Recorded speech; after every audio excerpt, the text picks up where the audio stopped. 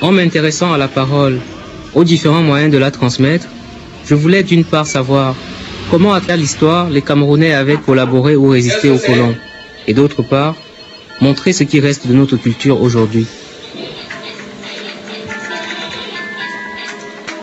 Il était indispensable pour moi que la télévision nationale collabore ou accepte a priori de diffuser ce film. Alors, comme d'habitude, chaque fois que je commence un projet, j'essaie de rencontrer le directeur de la télévision nationale. Et régulièrement, je m'entends répéter ces choses bizarres. Combien?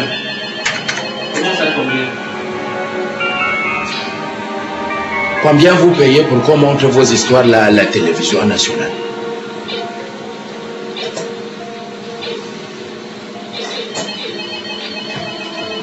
Dallas.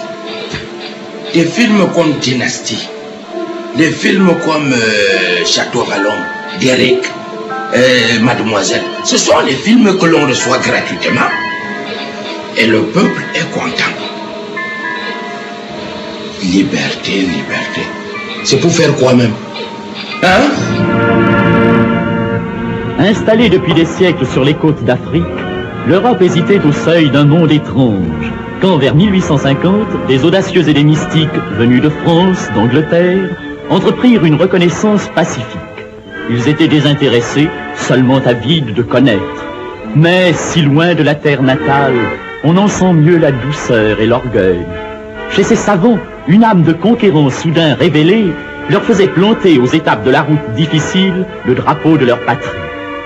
Rivaux des Français et des Anglais, leurs égaux encouragent dans la découverte, les Allemands, en 1884, commencent la conquête du Cameroun.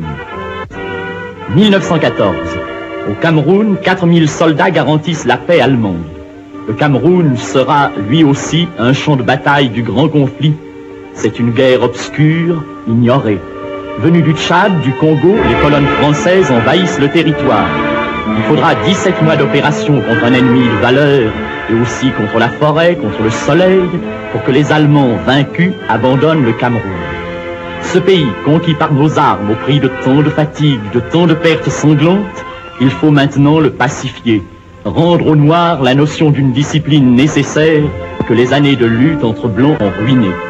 Ici, une création française commence.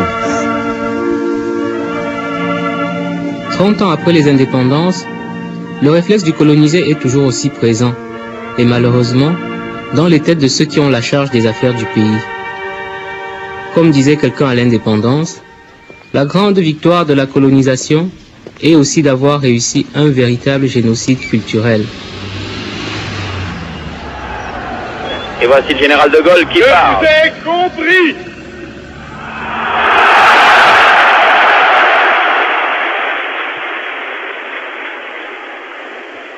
Je sais ce qui s'est passé ici.